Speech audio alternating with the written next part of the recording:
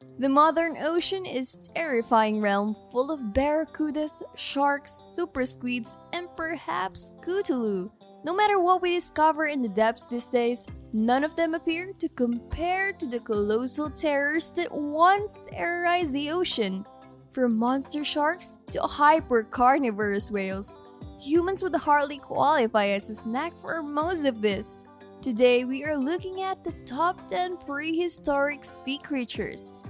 At number 10 is Jaekelopterus. Jaekelopterus, named after Otto Jaekel, is the largest known Eurypterid, even larger than the more famous Pterygotus. This depicts how arthropods developed to enormous portions that are yet unknown in today's living arthropods. Originally, Jaekelopterus was assumed to be a freshwater species that hunted other arthropods and possibly fish. By comparing the size of a chelicerae to the size of other more complete specimens and then scaling up the size of the compared specimens to reveal the size, the upper size estimates of Jaekelopterus was calculated. The drawback with this method is that it is only as accurate as the resemblance of the matched specimens, thus it should be used with caution. This caution was echoed by the authors Simon Brady and Marcus Poshman, who assessed the length of Jaekelopterus at 2.5 meters, despite comparison scales putting it closer to 2.6 meters. Liopleurodon is number 9. Liopleurodon could grow to be over 20 feet long with a head that measured over 5 feet long. It propelled itself across the waters with its four paddle-like flippers, sniffing out its prey with its keen sense of smell. It could devour almost anything because it was an apex predator. If we are being honest, the name of Liopleurodon means smooth-sided teeth, which means to sell this prehistoric monster a little short. However, its teeth were the only remains found before its naming. Number 8 is Spiny Shark or Acanthodia. The Acanthodia shark was a transitional species between sharks and bony fish, such as tuna, and one of the first creatures to possess a jaw. Its backbone consisted of cartilage just like current sharks, but its fins were supported by bone spines like the ray finfish you see today. The Acanthodia shark was a filter feeder possessing cartilage rings in its gills that caught food particles. It rarely reached bigger than 30 centimeters, but that was enough to make it the largest filter-feeding animal alive 400 to 360 million years ago. At number 7 is Dunkleosteus Terrelli. Northeast Ohio was covered by a shallow sea reach with aquatic life 358 million years ago. The greatest predator and one of the deadliest creatures alive during the Devonian Age of Fishes. Dunkleosteus Terrelli commanded the subtropical waters. This orthodire fish, which grew to be up to 20 feet long and weighed more than a ton, was capable of slicing prehistoric sharks in muck. Dunkleosteus possessed a huge cranium made up of thick bony plates as well as two sets of fang-like protrusions towards the front of powerful self-sharpening jawbones.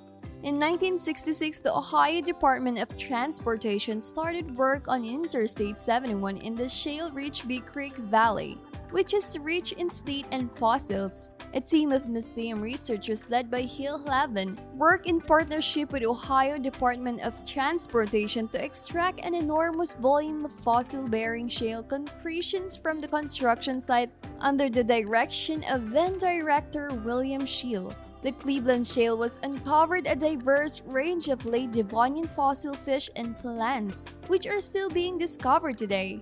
Our top 6 is Anvil Shark or Stetecanthus. The Anvil Shark was a small rat shark-like fish that lived 360 to 340 million years ago and was most known for its peculiar dorsal fin. This fin stop was flattened, giving it the appearance of an anvil. On top of this structure was a toothy brush made up of large denticles. Only male stetecanthans have been found with its anvil, leading experts to conclude it was employed in their mating rite. At number 5 is the Ammonite. Ammonite was discovered around 450 million years ago, far before the dinosaurs. Ammonites were mollusks, or precisely cephalopods, which means they were linked to modern-day octopuses and squids. Squids and octopuses had soft spiral shells, but ammonites possess a rigid spiral shell. While they appeared long before the dinosaurs, they died out the same time as the dinosaurs, roughly 65 million years ago.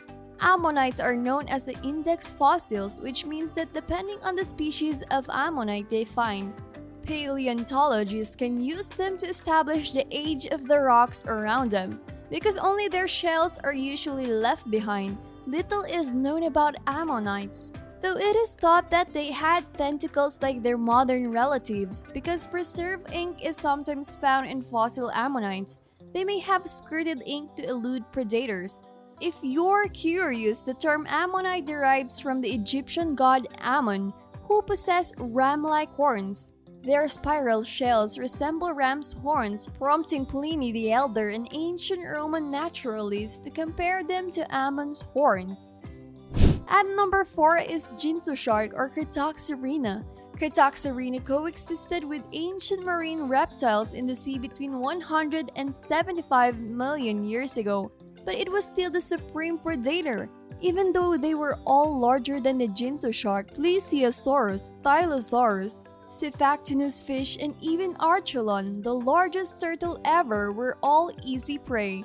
It was given the name Ginsu because of its 490 razor-sharp teeth, each measuring 7 centimeters in length and coated with an extraordinary thick layer of enamel to keep them sharp.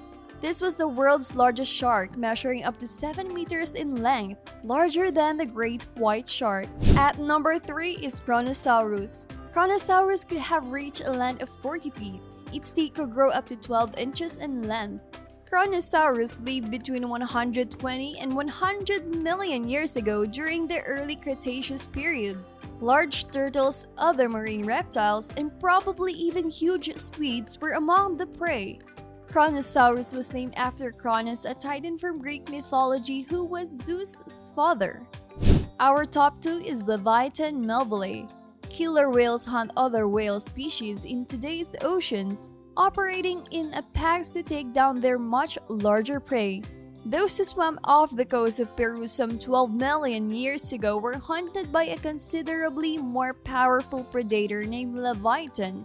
Livyatan Melvillei was a huge sperm whale identified by Belgian scientist Olivier Lambert and named after the biblical sea monster and the author of Moby Dick. It was no bigger than a modern sperm whale, measuring between 13.5 and 18.5 meters in length, but it was definitely far more powerful. The modern sperm whale was no functional upper teeth and only a few tiny ones in its bottom jaw, which are mostly used in fights. It feeds by sucking its prey into its open mouth, relying on the surge of water to do it. Livyatan, on the other hand, had a mouth full of massive teeth, the longest of which was a foot long and roughly 4 inches wide. This wasn't a suction feeder at all. Livyatan definitely snatched its meal with a forceful bite, inflicting severe wounds and ripping off the flesh like killer whales, but with a 3 times larger skull. And last but not the least is our top 1 Megalodon. Megalodon, once being one of the world's greatest predator, has captured the public's mind, and well so. Is this apex predator still prowling in the dark depths of the ocean? Or was it simply a beef-up great white shark? The first Megalodon fossil, Otodus megalodon, formerly Carcharodon or Carcharochus megalodon, were discovered 20 million years ago. The gigantic shark controlled the sea for the following 13 million years until it went extinct just 3.6 million years ago. Megalodon was not only the world's largest shark but also one of the world's largest fish. It grew to a length of between 15 and 18 meters, 3 times that of the largest great white shark ever recorded. These statistics are based on the size of the megalodon's teeth, which can reach 18 centimeters in length in the absence of a complete skeleton. The word megalodon literally means big teeth. These teeth can reveal a lot about these gigantic animals, including what they eat. Megalodon would have consumed meat, most likely whales and large fish, as well as other sharks with its huge serrated teeth. If you're that huge, you'll need a lot of food, hence you'll need massive prey. Animals as small as dolphins and as vast as humpback whales would have been included. In the form of fossilized whale bones, we have more proof of Megalodon's feeding habits. The cut marks of Megalodon teeth have been carved into the surface of some of these. Others include the tips of teeth that were snapped off in the bone millions of years ago during a feeding frenzy. And with that, the video for today comes to a close. Don't forget to subscribe to our channel and like the video. We'll catch up in the next one.